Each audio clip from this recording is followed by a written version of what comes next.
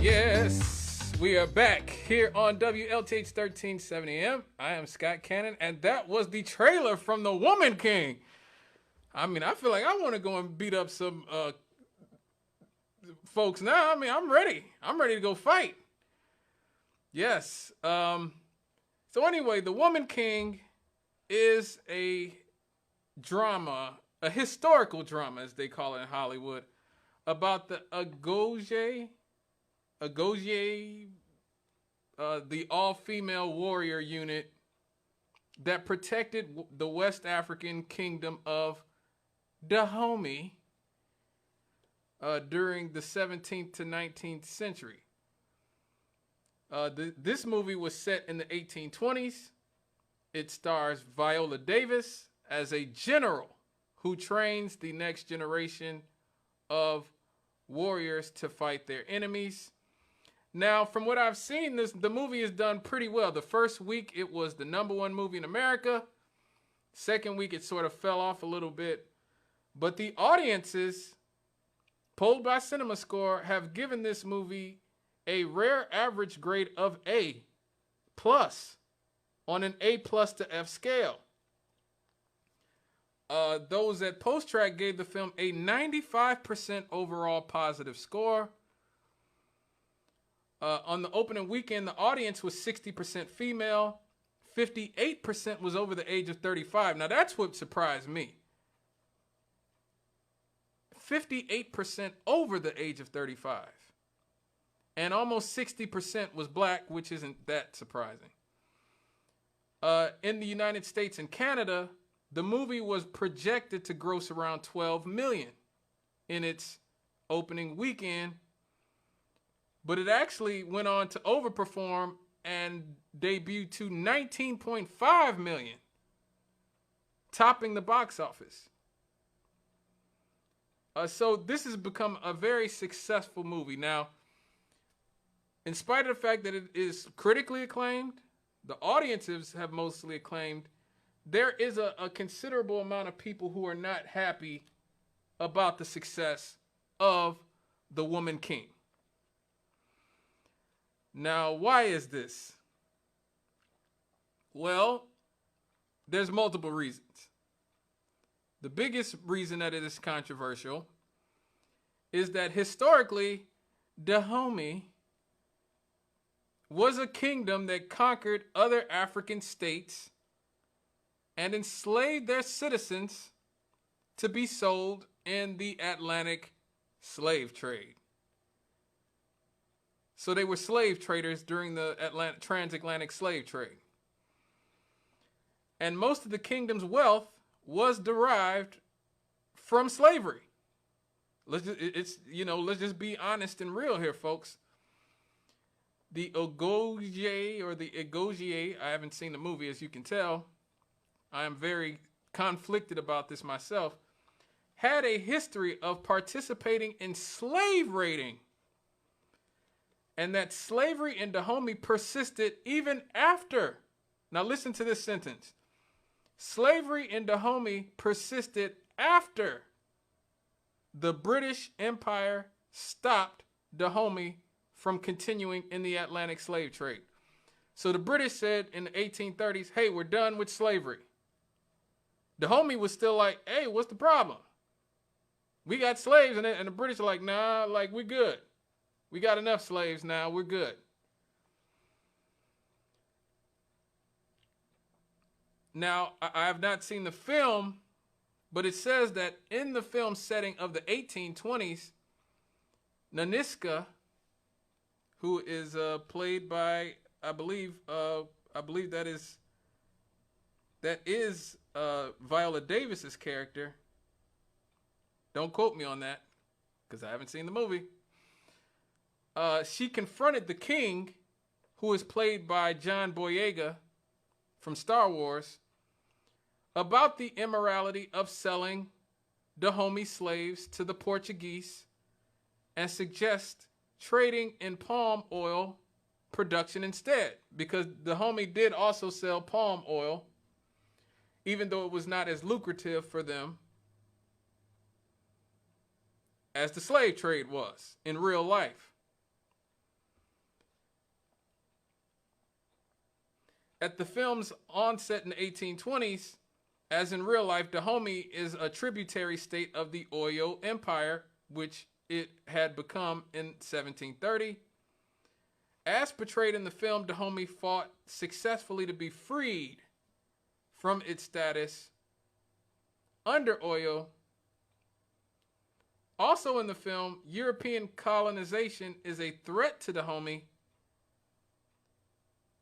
but in real life, territorial disputes began with France in 1863 and led to the First Franco-Dahomeyan War in 1890, followed it by the Second Franco-Dahomeyan War in 1892. Obviously, the French eventually defeated Dahomey, just like everywhere else in Africa. In 1894, they colonized it, and the kingdom became part of French Dahomey. So on this point, I understand why a lot of black people, particularly ADOS people like Yvette Carnell and Antonio Moore, Tone Moore, they're not big fans of glorifying people who sold our ancestors. I fully understand that logic. I fully understand where they're coming from.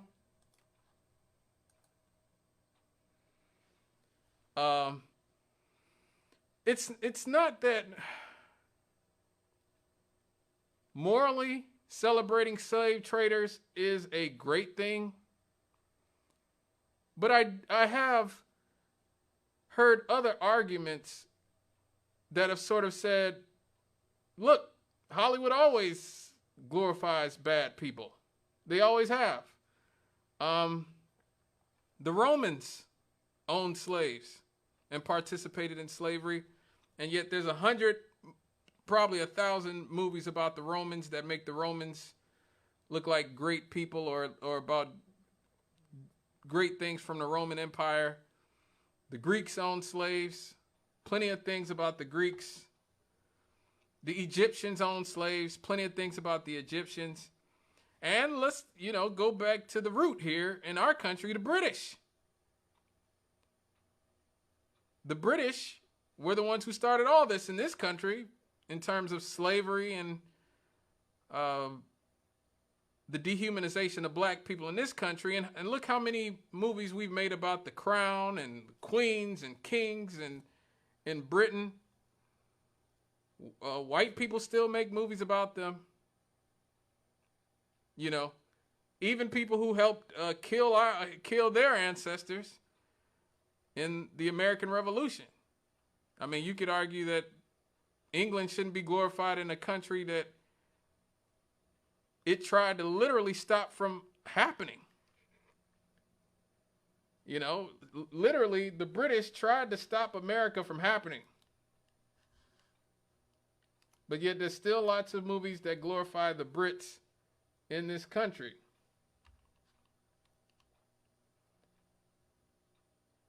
So I understand both sides of the argument. I myself am very torn about it. I'm proud. I'm going to get you in a second, caller. Just stay on the line. I'm proud that a movie starring black women and about a black African empire can do so well at the box office, beat expectations, be universally critically acclaimed, 95% approval ratings from the fans and A+ ratings and things like that. But yes, the empire that they are glorifying are definitely morally dubious people, to put it lightly. Let me get this caller. Maybe the caller has the answer. Hello, caller. Wouldn't that be the same thing as the Confederate flag and all the statues that they took down? I don't. What do you mean? You took down a part of history because you said it represented those who owned slaves. These statues that everybody was snatching down and everything. Wouldn't this movie be the same thing as a part of those who owned slaves and sold slaves? Well, I mean, I think on some level that's a good point. Everybody, see, and this is the problem that I had with that.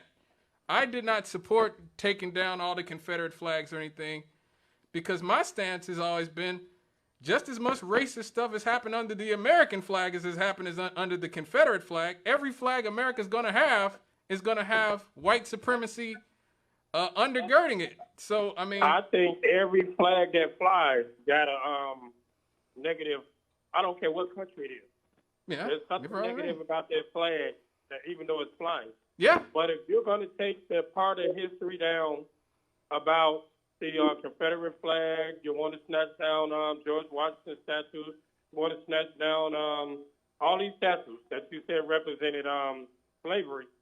But yet you take a movie in Africa. First of all, a woman could never be king.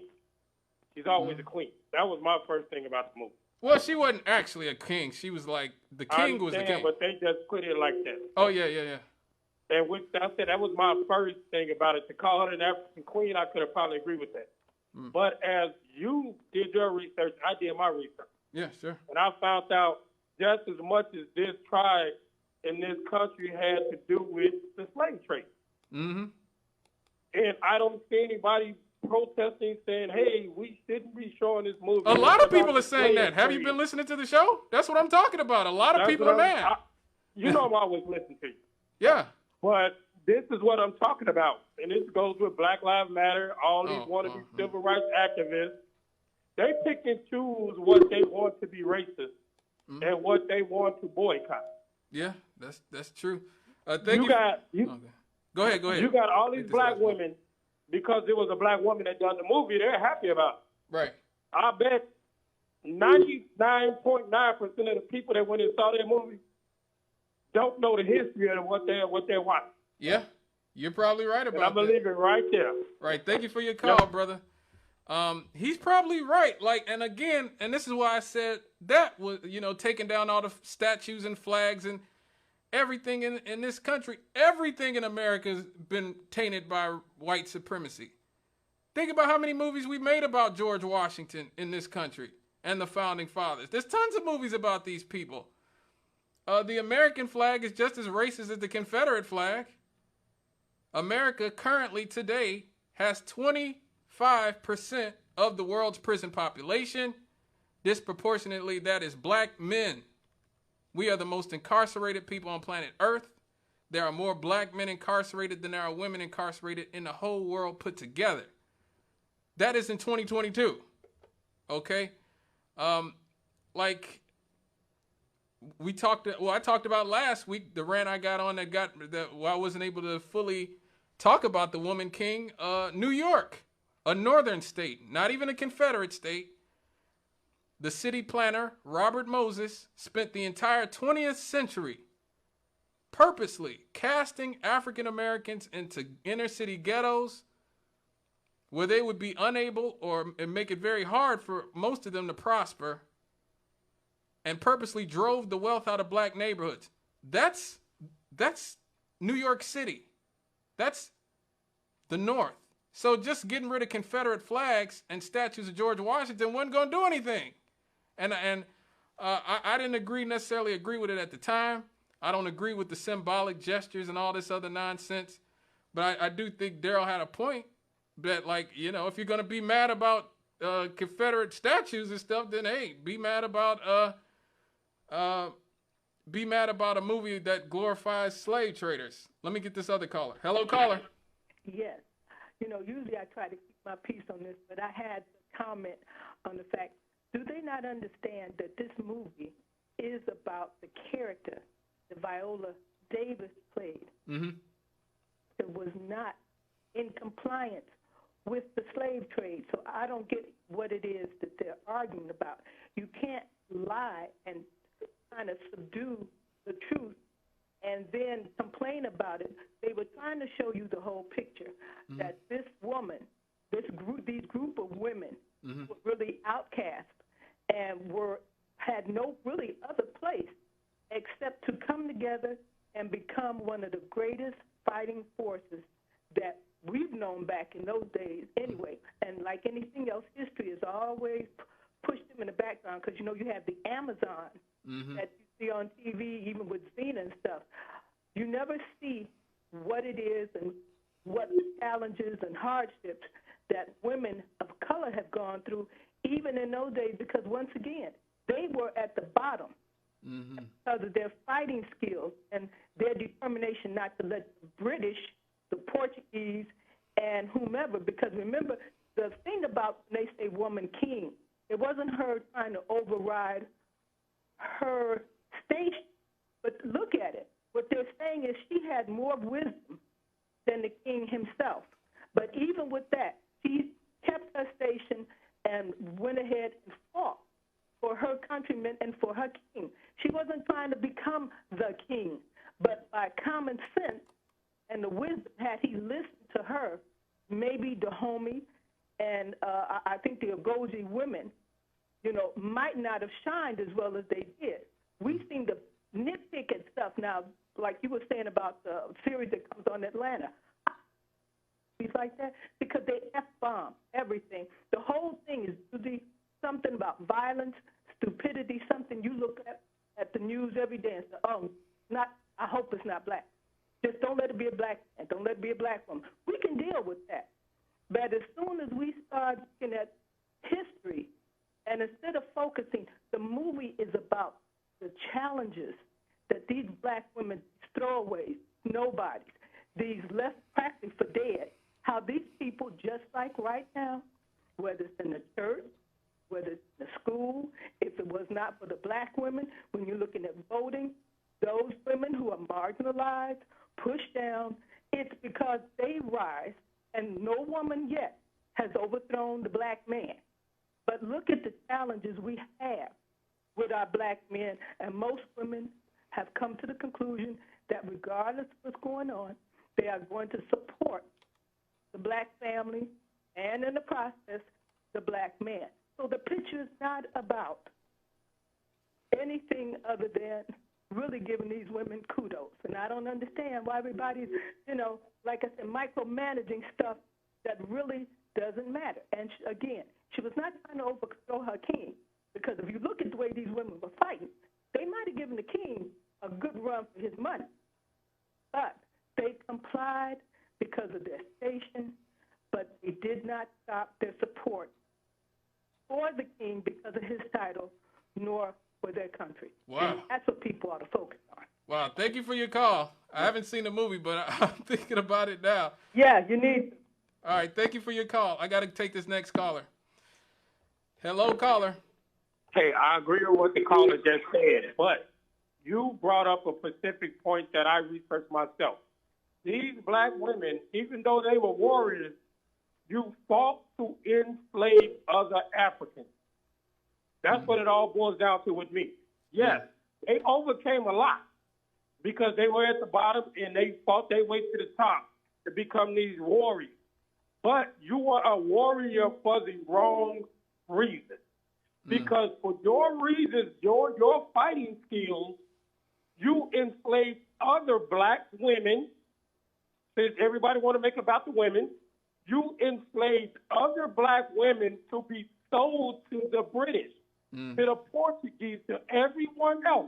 I'm not taking away that they were warriors, that you were a warrior. It's just like the wars we got going on today. People are fighting these wars for the wrong reasons because of their presidents and their kings say, hey, fight this war for me. But you do have people that will not fight a war. When they asked Muhammad Ali to go fight, what did he say? No. Them people never did nothing wrong, nothing to me. And I don't know if the lady that just spoke, and if she could look this up, there was an African king who came to the United States, and I forgot what tribe it was, and he apologized for what his ancestors had contributed to the slave trade.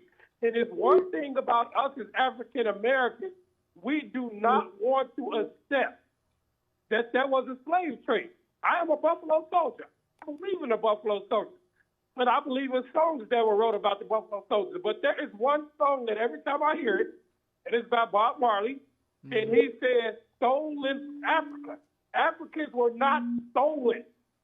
They were traded. Well, somewhere, if people get mad with me when I say some were stolen from Africa, some were sold from Africa. It was both. The majority of them was sold. I'm going to just ask you this one question. Do you think 3 boatloads of Europeans, and at that time, by me being a boater, and I do my own research, I know people that can't even bring their boat a mile to shore because their boats are so deep.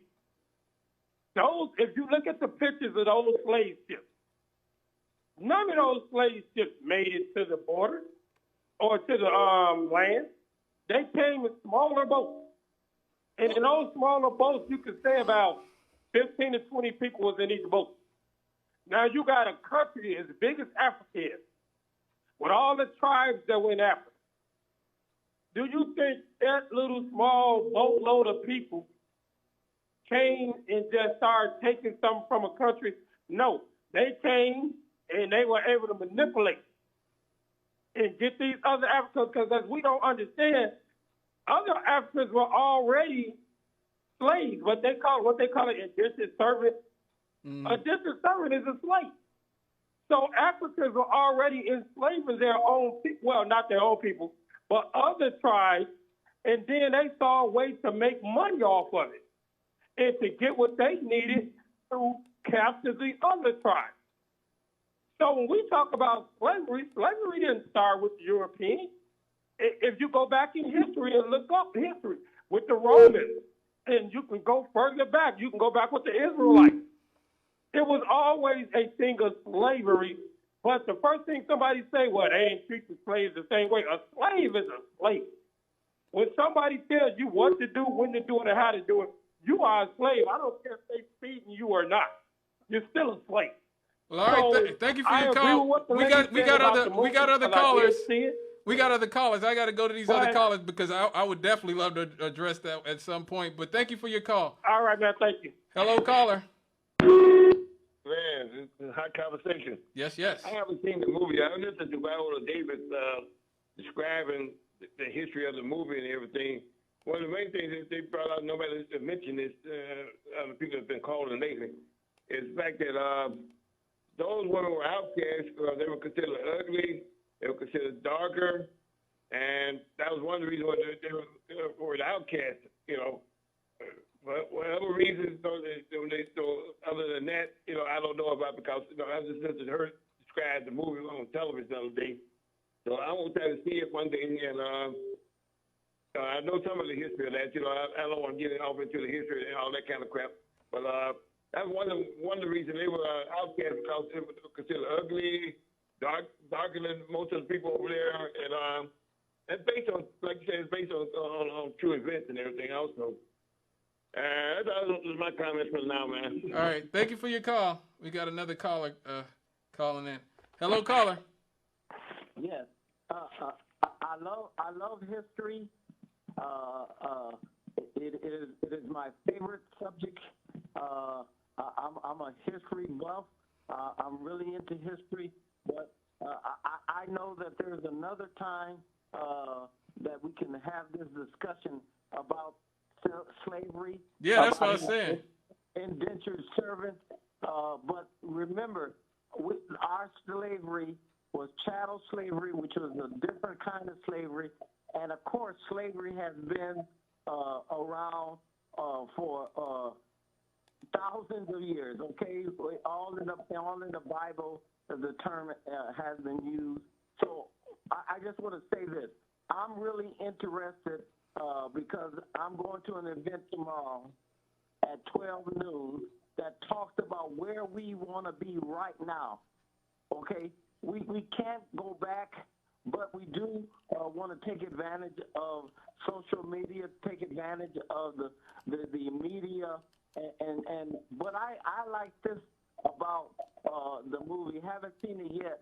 The bottom line is it gives us an opportunity to show our wares, to show our talents, and to give people a bunch of history. I look at Jeopardy almost every chance I get, and it's about history. When it comes to the subject of African Americans, Black Americans' involvement, that is one of the most lacking fields where people don't get the answers because that's not what people focus on.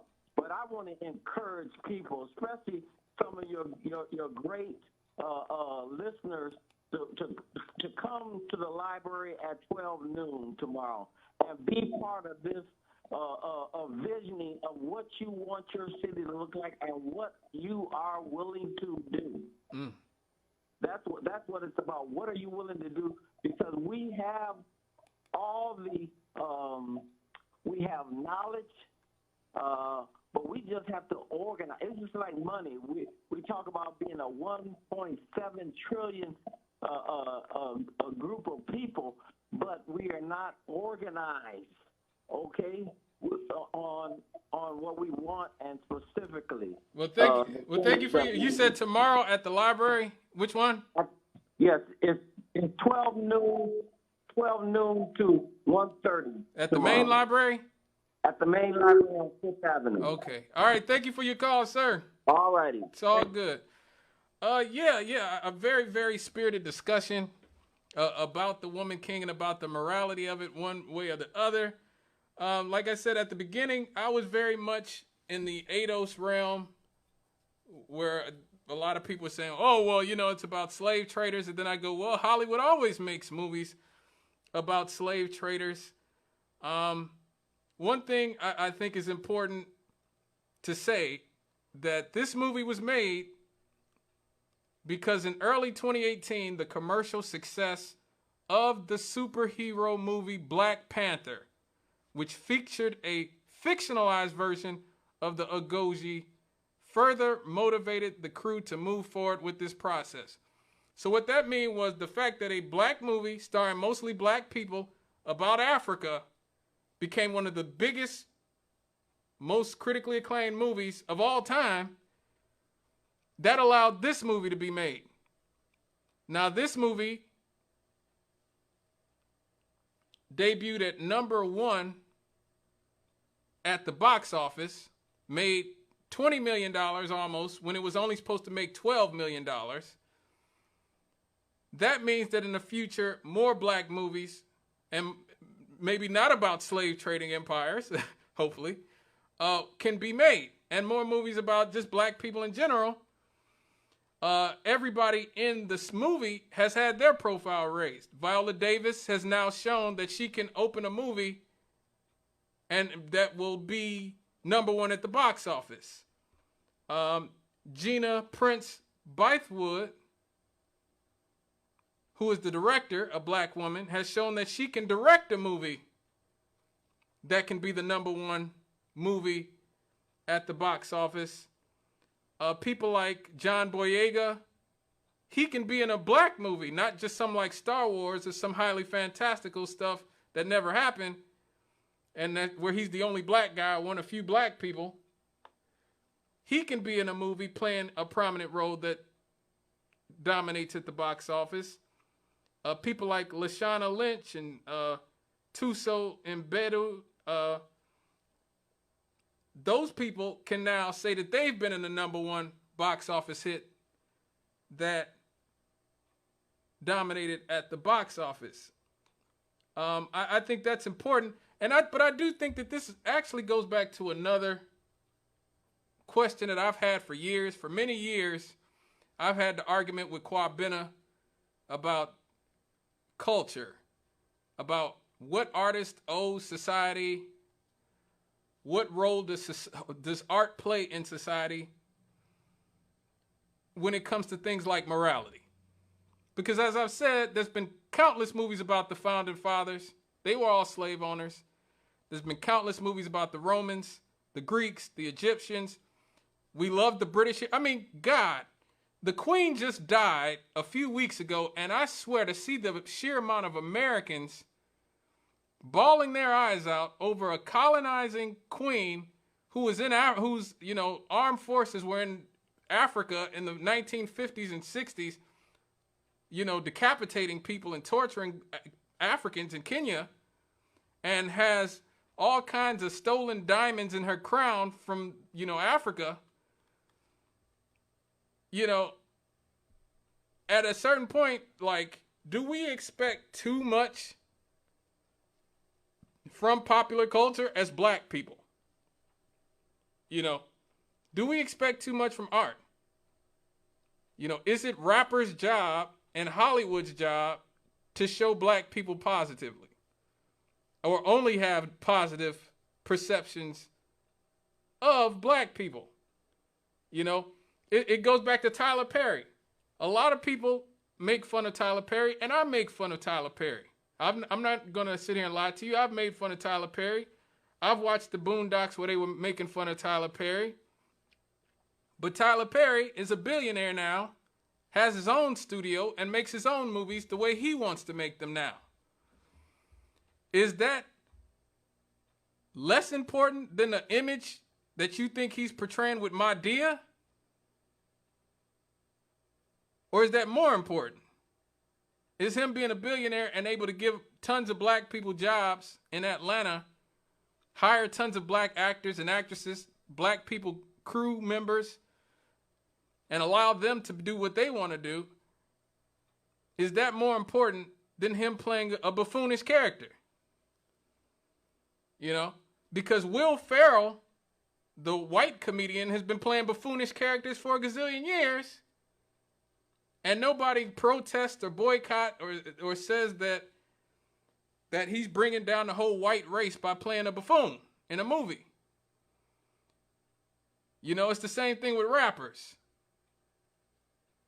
Italians have been playing gangsters in movies. Al Pacino, Robert De Niro, Joe Pesci, all of them have been playing gangsters for a gazillion years. Nobody accuses them of bringing down all white people. Like, and so on some level, is it better to just get black movies made that are successful, which will, and black art made that will be successful, which will lead to more projects being greenlit, more black people getting jobs in Hollywood or in the music industry or in any form in the entertainment field, and then just going from there, than it is to make sure that every single project that comes out, every song that comes out has to be positive. Every movie that comes out has to be positive. Every TV show has got to be positive. I mean, again, you're essentially tying a lot of black people's arms behind their backs. Because white people don't have to worry about every single portrayal of them being positive, or it's going to be kicked out. They're going to be, boycotted and, kicked off of TV or have their movie tanked or have their records pulled off the radio. On some level, in order to enjoy music, movies, TV show, you kind of have to learn how to turn your brain off in a strange way. I know it sounds funny, but you kind of do, even if you're watching stuff about white people, the shows about white people on some level. You have to learn how to suspend disbelief for a few minutes while you're watching this TV show about how great America is, or about how great colonial powers are, or how about the evil foreigner who's a danger to the good old fashioned apple pie and baseball loving USA. You sort of, on some level, don't you kind of have to turn your brain off on some level in order to enjoy art in this world? Let me get this caller. Hello, caller. Hello, caller. Yes. Hey, how you doing this evening? It's all good, brother. Yeah, you were mentioning the movies that could be made about Africa. Mm-hmm. I would like to see someone make a movie about the Ashkan Kingdom of Ethiopia. That was one of the greatest kingdoms in the world. And I forget the king's name, but he ruled Kush, Egypt, and Ethiopia, and the Sudan. And this was he was a powerful king. But if they did make a movie about this guy, people might realize he was Moses. Because if you read the book of Joshua, the Bible tells us that Moses went into Israel. and stayed in the wilderness for 40 years. There is no archaeological evidence stating that over 200-some thousand people were 6 days' walk from Jerusalem. And it took them 40 years to go six days' walk. But there are archaeological evidence that this guy did go south into sub-Saharan Africa, Ethiopia, Kush, and the Sudan. Wow. Now, if we could get some black producers, they would have to do the research. And somewhere in Britain and Germany, they have the evidence that the man Moses did go into Ethiopia. Well, all right. But thank you for your call, sir, because we got to go to a break. All right, folks, thank you for such a great and lively discussion. I went back and forth a few times, trying to figure out exactly which side I'm on. Again, I think as we say as black people, a lot of times maybe we take art a little bit too seriously. We loving Hollywood movies or loving pop music has always been about turning your brain off on some level, or at least learning how to suspend disbelief for a little bit. Maybe that is the answer. I don't know, but I just want to thank everybody for contributing to this discussion about the Woman King. When we come back, we pay tribute to a few of our fallen soldiers.